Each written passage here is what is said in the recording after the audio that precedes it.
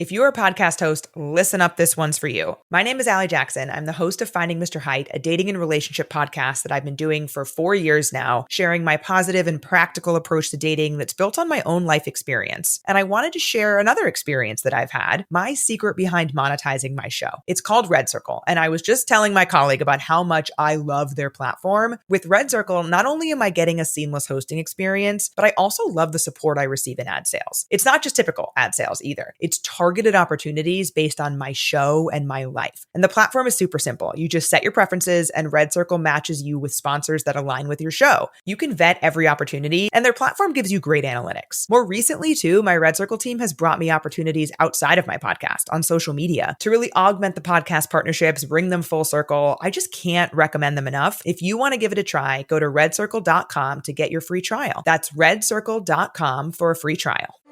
This is your before and after story. Prepare for an incredible career in nursing. At Southeastern College, experience expert hands-on training. Learn real-world skills in our professional lab and simulated settings. And train for opportunities as a practical nurse, registered nurse, or career advancement with our RN to BSN program. At Southeastern College, your future is bright. Visit sac.edu to get started. Hello, book lovers. Welcome to Must Love Books.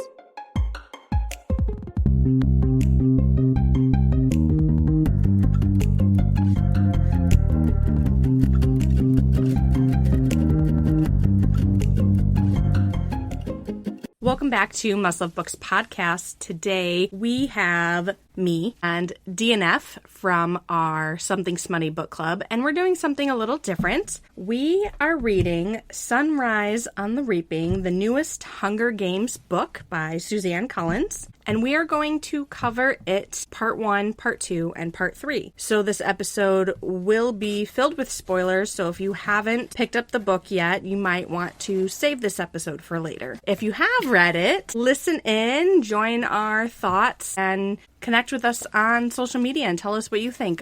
Yeah, because I have thoughts. I also have thoughts. Kaylee, DNF, you're actually reading a book. I'm actually reading a book. Can't say I finished it yet because I haven't. We've only read part 1, but by the time this comes out, I will have finished a book for probably the first time Outside of book club in probably a good year and a half. Yeah. Welcome back to being a reader. Thanks. So we have Sunrise on the Reaping, which starts off with Haymitch's birthday being July 4th, the same day as the Reaping. Which is also the same day that our country was founded. Yeah. It's almost like that was an intentional parallel by the author. One thing I have to say about this book is I feel like Suzanne Collins is no longer being subtle with her messaging and is now just throwing it in our faces. Yeah. Because people didn't really listen. Literally. Through the Hunger Games books. And they definitely didn't listen with Ballad of Songbirds and Snakes. They were all like, just all the people who were kind of loving on young President Snow. Yeah, to be fair, in the movie, he was pretty hot. I mean, yes, he was... That's besides the point. Conventionally attractive. Yeah, now she's just kind of laying it all out and being, no, this is what it is. No big metaphors, not much so far besides telling it how it is. Just straight up in your face. This is fascism. This is American fascism. Yes. And this is the result of nationalism, the result of authoritarianism, and we're no longer doing metaphors. We're just flat out saying, hey, yeah, this is what's up. I mean, the book starts, before it even gets into the story, it starts with a bunch of famous quotes. As soon as I opened it up and saw these quotes, I was like, this is gonna be good. I immediately knew that this book was gonna hit hard. In fact, I'm going to read one of them. All propaganda is lies, even when no one is telling the truth. I don't think this matters so long as one knows what one is doing and why. George Orwell. If that doesn't tell you what this book is about, I don't know, go back to high school English, work on your media literacy. It is very evident from the beginning how strong of a message regarding propaganda there is. I mean, in The Reaping, it's not live. They have to kind of make up for unexpected scenarios such as this reaping. And they just sweep it all under the rug. No, a boy wasn't just brutally murdered and people weren't just beat. And this innocent boy, child, Haymitch, precious baby boy, wasn't just ripped from his family for no goddamn reason. No, none of that happened. He was chosen this way. And this was the plan all along. And that whole, I mean, from the raping, I just have to say, this is the first book I read in a long time where I'm literally reading it with my jaw dropped and one hand over my mouth. No, she wasted no time with the violence this time. Yeah. Like, there was nothing leading up to it. It was within the first chapter. Yeah. A boy was killed. And, I mean, even from the beginning, we also have the propaganda from the no peacekeepers, no peace. Yeah. Which kind of reminded me there was during the 2020 Black Lives Matters protest, there was a saying, no justice, no peace. Yeah. And I almost wonder if it was kind of just tying into that, reminding us of the injustice and the protests and resistance that resulted from that injustice. And I feel like that was just kind of like a little bit of a tie-in there. No, I think it might have been. Should we start with, like, how it starts, like, introducing the characters? Yeah, let's go ahead and do that. Okay. Haymitch, I feel like everyone knows who he is. Everyone knows Haymitch. Yeah, he's just a baby in this. And his sweet baby brother, Sid, who is innocent and precious, and I think is supposed to have us reminisce a little bit of Prim. Yeah, I agree. Very much the Prim character. And this whole thing just shows how much is in common between Haymitch and Katniss. Yeah. From the very beginning, I'm just seeing like how much he had to see himself in Katniss during the reaping and her games. You know, they both do not have their fathers anymore for, you know, various reasons. They both have a younger sibling. They're both the caretaker of the family. Both have this love, I say loosely, back home. Yeah, so I don't see Lenore Dove as the Gale character. I don't either. She's Lucy Gray. Yeah. So there's a lot of tie-ins, and I watched a whole TikTok about this that I don't know if I should mention now or later, but I'll mention it now. There was this whole TikTok about comparing the bloodline, which this book starts to go into the whole bloodline of everyone, because you see Haymitch's relation to the Everdeens. Isn't it his best friend is an Everdeen? Yeah. Back home. He's friends with Katniss's father, who finally has a name. His name is Burdock. They are both Roots, which I loved. They are both named after Roots. Yes. And we meet her mother, too. Also never had a name until this book, so thank you, Suzanne, for giving us those characters' names. But yeah, I saw this whole TikTok comparing how everyone's related in the bloodline to Lucy Gray. You have to say that Lenore Dove is such a great character. Yes. So it's like the known members of the Baird family. So you have Lucy Gray, cousin of Maud Ivory and Barb Azure, and Maud Ivory, mother of Lenore Dove, is a cousin of Lucy Gray.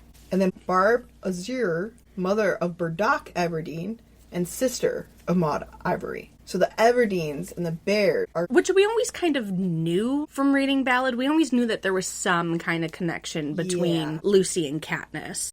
Yeah, because Burdock Everdeen is the son of unknown Everdeen, dad, and Barb Baird. Yeah. And then obviously you have Katniss Everdeen, the daughter of Burdock Everdeen. So it kind of confirmed that there's a relation, which is, I feel like, what everyone suspected in Ballad. Yes. And this just confirmed it. Which just brings us back to Suzanne Collins is no longer holding our hand and just flat out telling us, like, okay, well, you had all these theories about these relations. Now let me spell it out for you. Literally. Drawing out the family tree within the first maybe 2-3 chapters. Yeah. Yeah. Which was very well done. I agree. One of the complaints that I saw online about this book is that there was too many cameos. Okay. I have a theory. Or not a theory. I have an opinion. I literally wrote in my phone, I'll give you the exact date. It was the day I started reading the book, April 14th. I guess we should go into it. Haymitch chosen into into the Hunger Games. His mentors are Mags and Wyrus, who are very well-known characters from Catching Fire. I was reading that, and I wrote, I wish the mentors were different characters that weren't introduced before, because it would have added more to the story. Now, reading the last few chapters of part 1, I completely disagree with that. Because it shows how much every single person in the Hunger Games series contributed to the rebellion. And it shows how long it's been those going seeds on have been for. going on. Because we now have Beatty, Yep. who is in the training center because his son has been reaped, which confirms previous theories when the original series came out that the Capitol controls who is chosen. Because his son is chosen punishment for him for trying to hack communications or Hack something the like communications, that. which he does finally successfully do He does. in Mockingjay. Yeah. So it's kind of like it feels like an homage to him. Yes, that he very was much able an to come homage. I also agree that it is very important to have all these quote-unquote cameos because, one, does it really count as a cameo because we knew they all know each other? Like, that's confirmed in Catching Fire. That they all have so many things in common because of the games, and every single year they are working with the same people as part of the Mentors program. So I don't think it's really that far-fetched for them to all know each other. Yeah. And I think it's perfect that it was Mags and Wyrus who were chosen them because, one, they were both kind of seen as underdogs in their games. And they both were kind of just written off. So they're kind of the outcast of the victors. They're not especially strong. They're not brutal. They're not drop-dead gorgeous. They're just people. Yeah. I think that's kind of why they were given to District 12. Everyone is constantly just writing off 12, and 12 is an afterthought. No one, they have the worst stylist who forgets that they're there half the time. Literally. So, they get the outcast afterthought victors. And I think that really makes sense. And I think it's less of a cameo and more of this moment is Something what bigger. Started it. Yeah. At least for these characters. So Haymitch is brought in and we have the train ride into the Capitol and everything. And what I really liked about those scenes was seeing the comparison between, this is the middle point of the Hunger Games, between what we have read so far. Ballad was the 10th games, Hunger Games was 74 and 75. So we're here at 50. Not exactly halfway point, but pretty middle, especially in regards to things, the technology that's used, the processes that they follow. We see a little bit more things in line with the very, Snow is evil, but a very expertly run, very diligent, very efficient, and, the changes that he just makes throughout. We do still see some things that tie into Ballad. For example, they talk to them like animals. They treat them like animals still. And they even mention how they used to keep them in a zoo. Literally, yeah. Yeah, I'm like, game 10. I see ya. So I really like being able to just see how it has grown, but how it's still not where the games are in another 24 years. Yeah. I don't know. Maybe that's just a weird thing to focus on, but I like how the technology should be middle grade at this point. It is. I feel like that was successfully done. The whole book showcases the love Haymitch has for Lenore Dove, which I feel like right off the bat, because of how much she made him express his love to his family and Lenore, something bad's got to happen to them. Oh, yeah.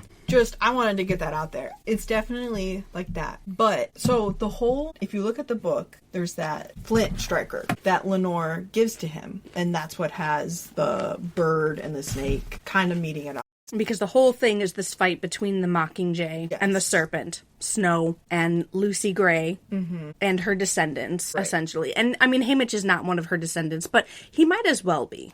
He's very involved in it. He's very involved. Yeah. And I don't think he would be who he is if it wasn't for the influence of the Covey. Agree, which is why I wanted to bring it up.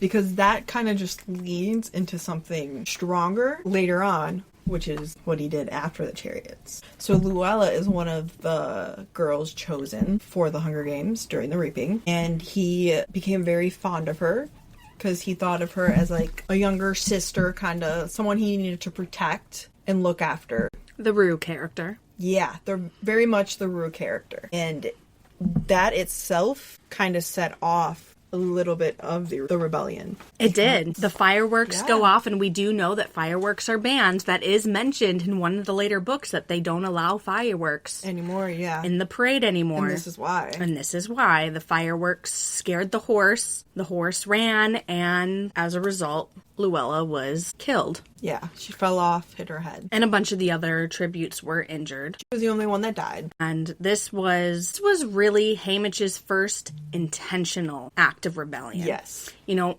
trying to protect Lenore from the Peacekeeper during the reaping, that was more of an instinctual thing. Yeah. This was a measured move and a very calculated decision he makes to take Luella's body, steal a chariot, and deliver her to Snow. And this is something I can't wait to see in the movie. Me too. Through my tears, because I'm going to be crying. My jaw was definitely dropped during this part, because I was like, oh my God. And presenting her body to Snow. And then he steps back and just claps. And applauds to him. And I'm like, that is peak Haymitch. Yeah, it's just Snow on his balcony. He drops Luella at the bottom, steps back, and just claps. Like, good job, buddy. You just killed yet another kid. And he ran through peacekeepers. Like, he dodged so many bullets. Yeah. Got on the chariot. The way he was able to get through all of that. He was determined, because this was something that he was so mad got taken away from him. And he felt that he failed to protect her from it.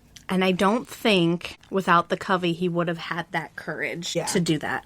Because his whole thing here is about just making it matter. Which honestly kind of ties me into PETA in the first book. When he is having his conversation with Katniss before the games, and he says he doesn't want it to change him. Mm-hmm. And he just wants it to mean something. And I think that there's just a little smidgen of PETA in that decision there. I think one of the other boys that was chosen, I want to say it was Wyatt, said something very similar when the mentors were asking them, what is like the one thing that you want to come out of this? Because there's so many things you can't control. What is something you can't control? That scene was like chef's kiss. The mentors asked them, because they're like, there's so many things you can't control, but what is the one thing you want to control? And most of them were like, I don't want my family to see me suffering and dying. And I want it to mean something. This whole conversation is an act of rebellion. Yeah. Straight up. And this is a conversation that if they had had it in Katniss's games, they all would have been killed. Yeah, immediately. Like, immediately. None of them would have made it. I mean, they probably would have triggered the tributes to blow up right away, and those mentors would have been out of there. That is definitely a conversation that would not have been able to happen in the later books. But I loved having this conversation with the 4 tributes, Mags and Wyrus, and really, from what we have seen of the characters that we know, that was almost like the first meeting of the rebellion. Like, that was the first rebels. Was this conversation here. Like, obviously there were others who had different acts of rebellion. You know, there was Beatty with the communications, and I'm sure that there has been other things that others have tried. But I just feel like because of who ends up being the most important people of the rebellion in Catching Fire and Mockingjay, this meeting kind of feels like the start. Yes. Yes. It shows you how important every character was in that. And that's why I changed my opinion when I went from, I didn't like that so many of the characters were in there, because it's like, oh, I want like new characters and to see their development and whatnot. But then I was like, no, this makes so much more sense. Because there's not a whole ton of victors. No. And our characters are not going to have a lot of experience meeting people that are outside of the characters we already know. Yeah. Because they're literally not allowed to talk to other people. So yes, could we have met other past victors? Yes. Would it have had as much of an impact? I don't think so. I don't think it. I think it was this moment, which then brings us to Beatty watching his son Ampert in the training room as his punishment. And Beatty is a fantastic character, first of all. Mm-hmm. I adore him so much. And it totally makes sense how Ampert is to be his son. Yeah. He's like a bubbly version of him. Yeah. It's so cute. I adore it, and I know that I'm going to eat those words so hard later on, because you know he has to die. Yeah. We know all these kids are dying besides Haymitch. Yeah. Yeah. But towards the end of part 1, it kind of sets you up to starting to like these characters now. Like in the beginning, I was like, okay, whatever. Where like I feel like in the first book, they really didn't give you that. You didn't really meet yeah the other tributes. But this, you go into them, you hear a little bit of their backstory, and you see their personalities. You get to know them. And by the end of part 1, you start to like them. Yeah. I actually really like some of these characters, but I know they're going to die. Yeah. And then it's your mind starts wondering, what part do they play in it all? What part does their death play into it? And I mean, at this point, Suzanne Collins is just coming to eviscerate us. Yeah. Because we know it's coming. She's looking forward to us loving these characters and then having them be taken away. And they're not going to be easy deaths. No. They're not going to be simple because of that conversation of saying, I don't want to suffer. Yeah. I don't want to be eaten by mechanical weasels and whatever else they were saying.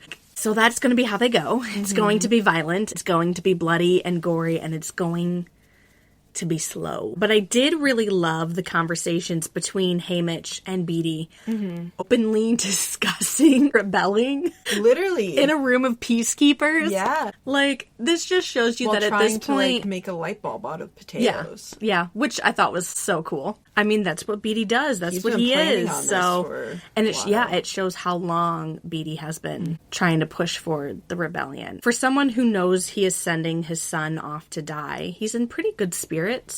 Yeah. So I feel like he's got something else up his sleeve. Yeah. Is it something that will save his son? We know that's not going to happen. Yeah. Is he even planning on trying to save his son? Maybe not. Maybe he just has another act of rebellion. Maybe he's planning to take himself out. You know, rebel himself to death. Yeah. Death by rebellion. You know, maybe it's something like that. But it is good to see him just being Beatty and interacting and doing his Beatty double talk, which I loved.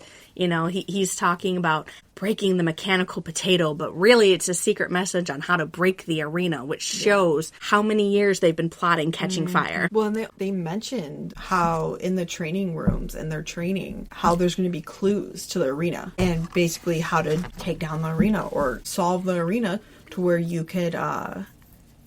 I don't want to say escape, but you can make by without having to kill people and how to play it further by knowing the secrets of the arena. Which is how Iris beat her games. Which is how she beat her games. So she's telling them, find the clues, use all your information. So it makes me wonder what that is going to be for this arena, which I'm on the fence if it's something to do with the electrocution.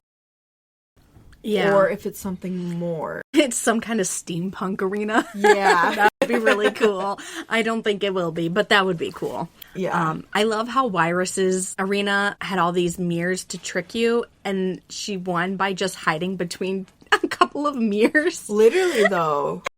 And waiting it out. Yeah. Absolute genius. I mean, that would be my plan if I was in the games. To hide, wait it out, let everyone else kill off each other. And hopefully none of them find me. I mean, that's my plan in Fortnite, and I get pretty far. That's how I play.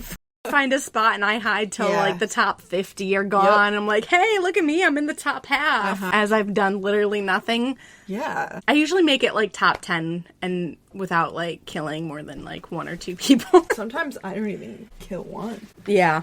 You find a good spot. You hide from everyone and let them duke it out. But I liked how in the training rooms or arena, they show how, I'm going to refer to them as a minority, the higher up districts as a number, come together and are like, the newcomers. The newcomers is what they call themselves. And they're like, we're going to stick together. We're going to use all of our strengths from each district that we come from to help each other out to beat the careers. And you know what this alliance of newcomers is reminding me of? Kind of in a subtle way. It reminds me of in Catching Fire, after all the interviews, after PETA drops the baby bomb, and they all the tributes just hold their hands. Yeah. In their final act of rebellion. And this is what that alliance is kind of reminding me of, but in a more authentic way. Because they're not trying to stop the games. They are genuinely trying to help each other. Yeah. Yeah.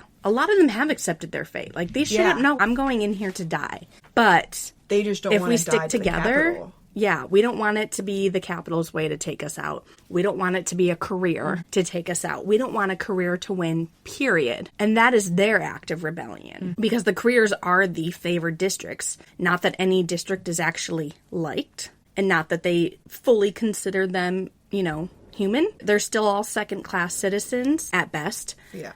But the Capitol has stronger relations with the career districts. So this is another form of rebellion, them just saying they don't care who wins as long as they take out the careers. Yeah. And from that point, they're even saying, once we get rid of the careers, we'll have a meeting. Yeah. We'll have a meeting in the arena. Yeah. Oh, Which is going to be interesting if it actually happens. It's going to go, oh my God. If they actually get this far, where they take out the careers and the remaining Alliance members do meet up again, it will be seen as treason against the Capitol. And it is not going to go well for them. Yeah. So on one hand, I want to see these characters come back and work together. And on the other hand, I know that is going to hurt so much more, which means it's probably going to be similar to what happens. It'll probably be on those lines because that's what's going to hurt the most. Yeah. And Suzanne ain't playing. No. She's coming for our throats. Coming for us, yeah.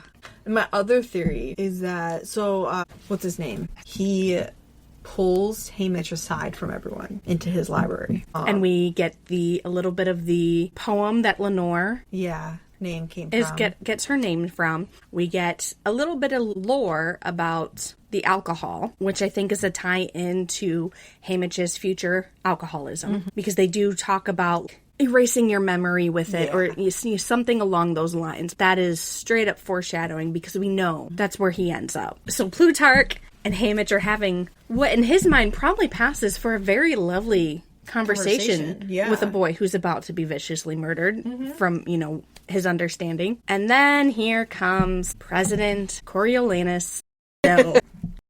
And he's sick as a damn dog. I didn't realize it happens this fast. He seems to be in worse health from what we've seen so far. Maybe he's exaggerating. Yeah. Hunger Games. But he seemed, he's 24 years younger, yet he feels 20 years older. Yeah.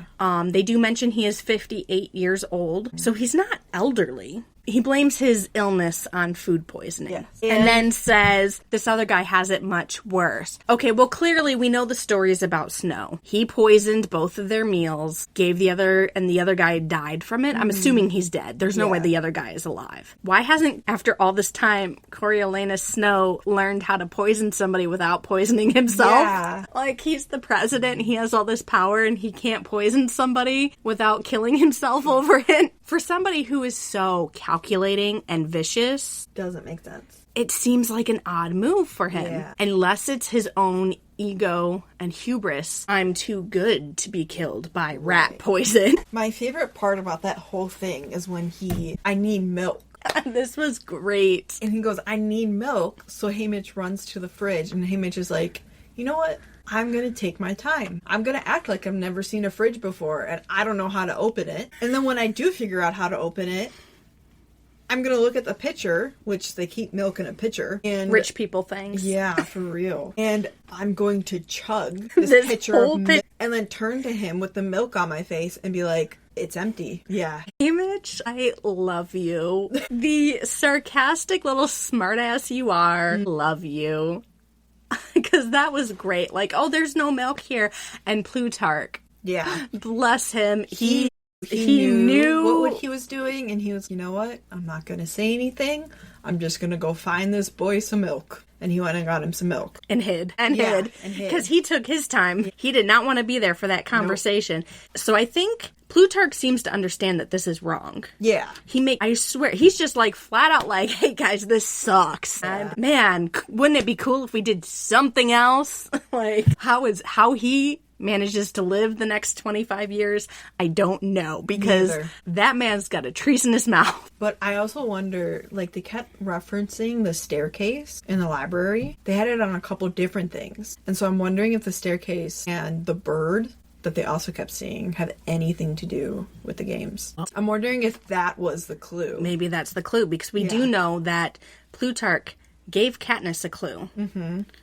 Before catching fire. He showed her the watch, and she's to everyone in the Capitol is evil to understand that, hey, this watch is a symbol of your rebellion. She doesn't quite get it then.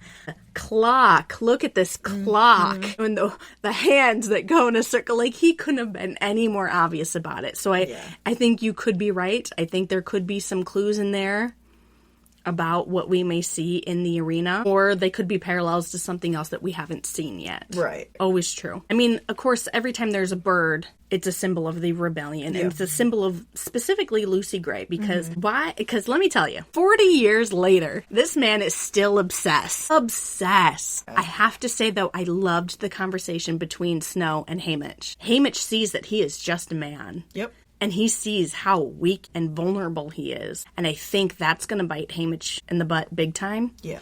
Because this man who appears very weak and vulnerable is going to absolutely destroy Haymitch's life. Yeah. I like to compare it to the conversations between Snow and Katniss. Their private threatening chats. And just the difference in Snow. He's still calculating. He's still double talking. Mm-hmm.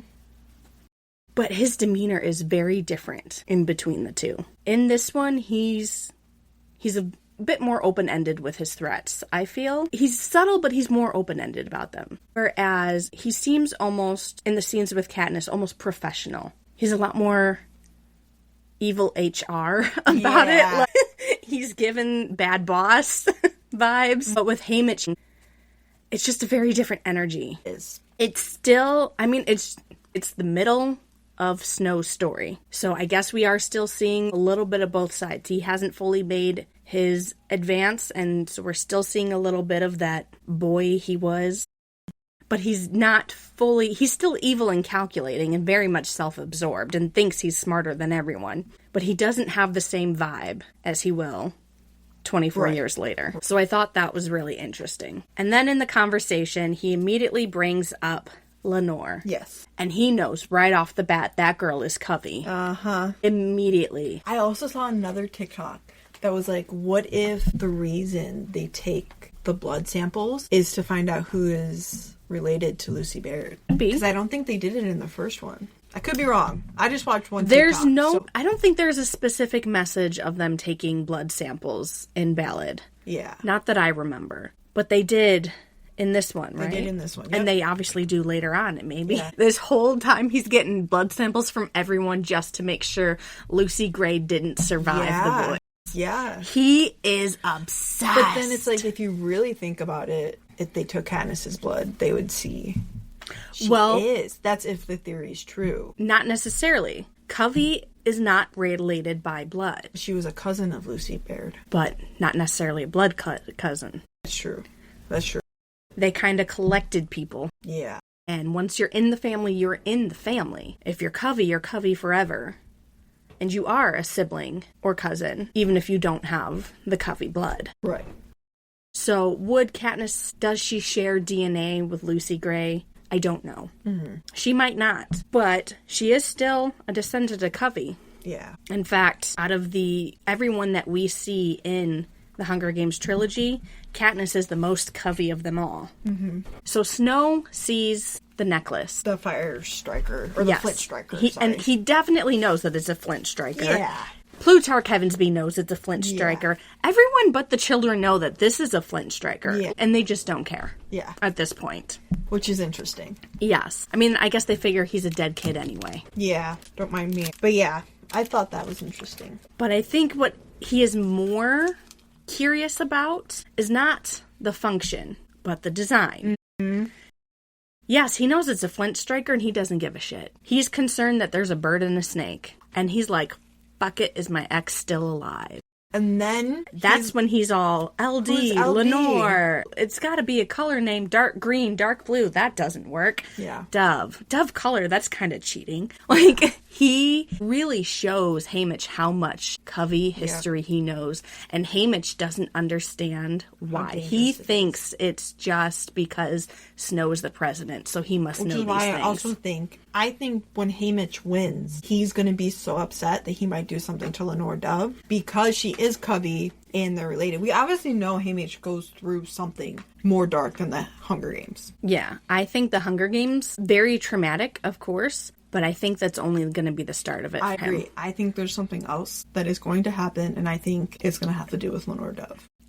So at the end of the conversation between Snow and Haymitch, Snow straight up basically says, if you die, your family will live. We know Haymitch lives. So we know, at least I would say from that sentence alone, his mother, his brother, and Lenore are not making it to the end of this book. They're all dying. I'm going to agree. In fact, I might even go so far as to say Snow might wipe out all of Covey. You think? Like, we know Burdock doesn't die yet because he's not married to Katniss's mom, Astrid. So we know Burdock and Astrid are not married yet. They haven't had Katniss yet. They've obviously got a few years until that happens. But I do think that Covey, as we know it, will be destroyed. I think, obviously Burdock is going to escape somehow. And maybe it won't be a straight up slaughter of them all, but maybe it'll be a very intentioned selection of people of wiping out Covey, because Covey is dangerous. They are free thinkers. They are radicals. They represent freedom. They're liberals.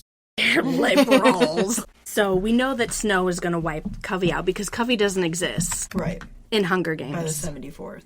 There's no Covey. No mention of Covey. Nothing. So we know that they're not surviving. Now the twist. Yeah. At the end of the conversation with Snow, Snow presents Haymitch with a gift. Yep. Which is a very Snow move to give a gift like this. Oh, 100%. This was like, out of everything we've seen, this moment was the biggest tie-in to future Snow. Everything else has been Snow stuck in his past. Yeah. And his obsession with Lucy Gray. But this gift really shows us future Snow. And that is Luella. Mm-hmm. Alive. Seemingly alive. Yeah. Part 1 ends with her standing in the doorway, and he says, I want you to show gratitude for this gift, because that's what it is. Now, we know Snow does not give gifts. Yeah. So I wonder why. Yes. And how. Is she actually alive? Is it a mutt? She's just standing. Is it just her body? Is she still dead? And her body is just standing in the doorway? Is it, here's a gift of your dead friend? Because he was thinking, he hoped that her body got sent back to her family. Which is immediately when he thought, oh, there's no fucking way he's getting the body back. No. But is she actually dead? Is she dead? Is she alive? Is that her? If she is alive, how? Because they checked her pulse. A couple of people checked her pulse, if I remember. I think it was him and Wyatt checked her pulse, and there was no pulse. We do know that that the medical technology has advanced since Ballad. But the medical technology shouldn't be at Hunger Games level. At Hunger Games level, they're able to, give Peeta a very lifelike prosthetic. They're able to fix Katniss's hearing. They're able to create burn creams that heal a burn in 3 days, and the wound cream that heals everything, so medicine becomes a lot more advanced. Was she not dead long enough? Were they able to save her? Do they have that technology at this point? Possibly. I think it's too much to think that she's alive and well. And we'll probably find out immediately when we start on part 2. But I just think that that's just too good to be true. I don't think Snow would save her and genuinely give her back. Well, they also haven't explained to the districts yet that they're down a kid from for the Hunger Games. Yeah, that's true. So maybe this is why they haven't. In the earlier games, we did see that many tributes did not make it into the games. So many were killed before they even started the games because of improper care, carelessness, fights and rioting, and so on. And we know that Snow is desperate for maintaining control. That's his whole thing. He wants everything to be controlled, everything to run as he sees fit. Don't pay attention to the man behind the curtain, Wizard of Oz. Yeah. Thing there that he's got going on. So, did he save Luella? Is it a mutt who will be posing as Luella for the games and then, killed off right away? Because they don't want it getting out about what happened. Right. The cameras cut as soon as the fireworks went off. So nobody has seen it outside of the people who are physically there. And at this point, who knows what happened to them? Yeah. So it'll be interesting to see how that plays out. For sure. Yeah, I'm still on the fence. I think the mutt theory is probably the best one. I hope it's not just her body, because that would be grim. Suzanne, please don't do this. Suzanne, don't give us an image of this little girl Susie C., please be nice.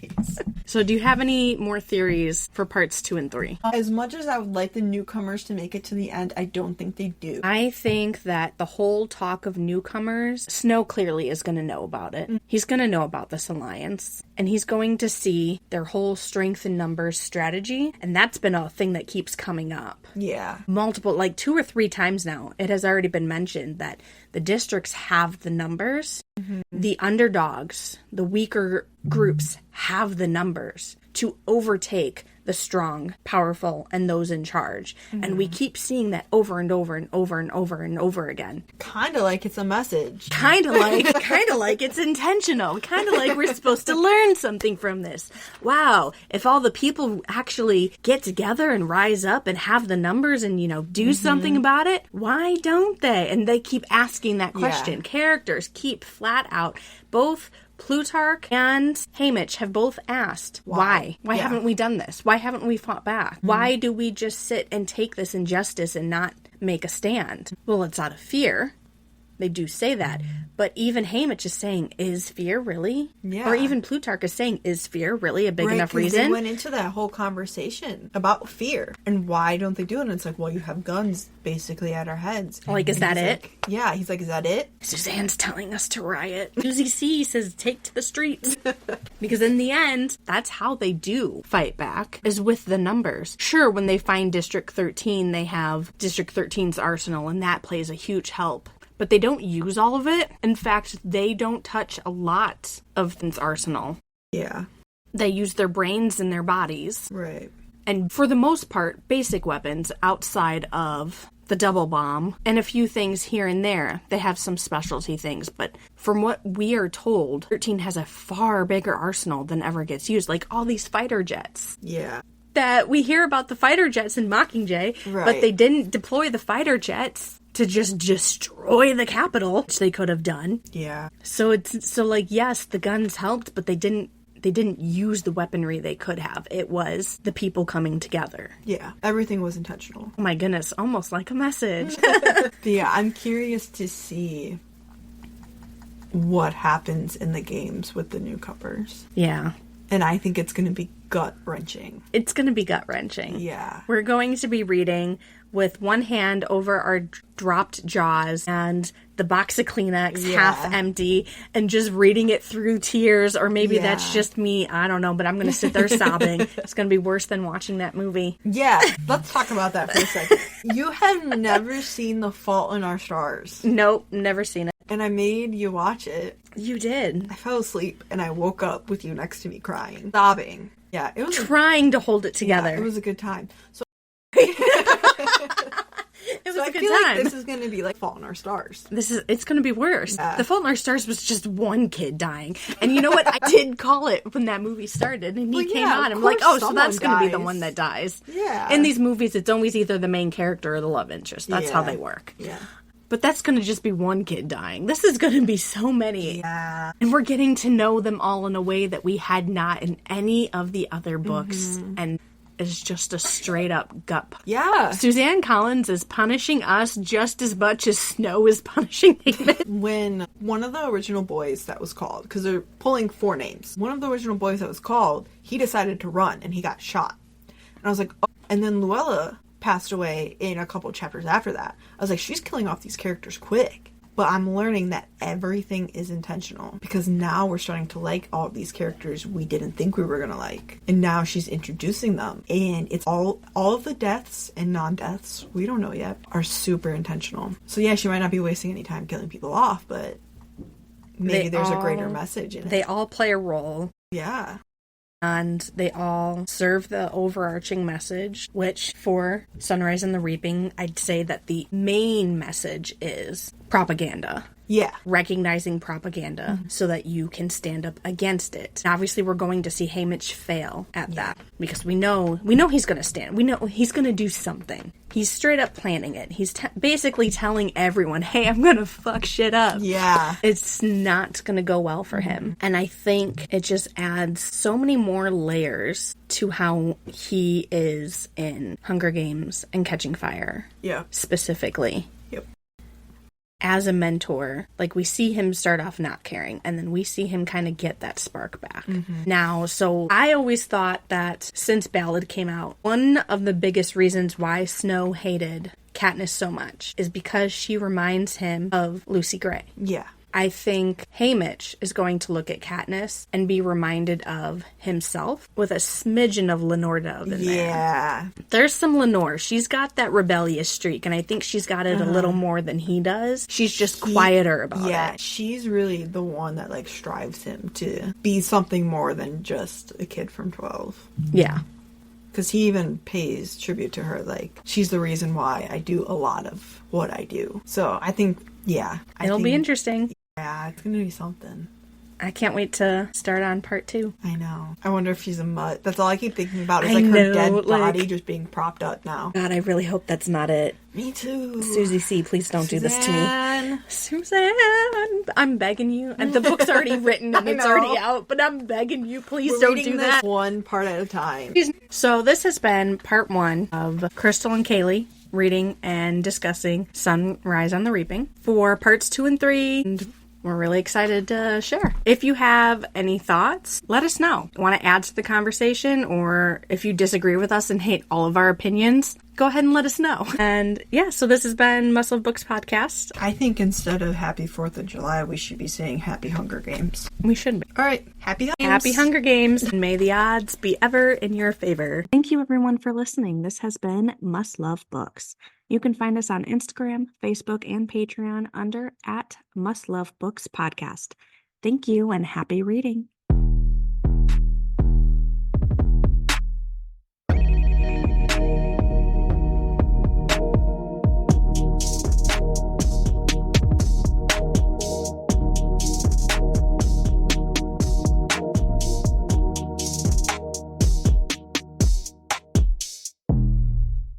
If you're a podcast host, listen up, this one's for you. My name is Allie Jackson. I'm the host of Finding Mr. Height, a dating and relationship podcast that I've been doing for 4 years now, sharing my positive and practical approach to dating that's built on my own life experience. And I wanted to share another experience that I've had, my secret behind monetizing my show. It's called Red Circle, and I was just telling my colleague about how much I love their platform. With Red Circle, not only am I getting a seamless hosting experience, but I also love the support I receive in ad sales. It's not just typical ad sales either. It's targeted opportunities based on my show and my life. And the platform is super simple. You just set your preferences and Red Circle matches you with sponsors that align with your show. You can vet every opportunity and their platform gives you great analytics. More recently too, my Red Circle team has brought me opportunities outside of my podcast on social media to really augment the podcast partnerships, bring them full circle. I just can't recommend them enough. If you want to give it a try, go to redcircle.com to get your free trial. That's redcircle.com for a free trial.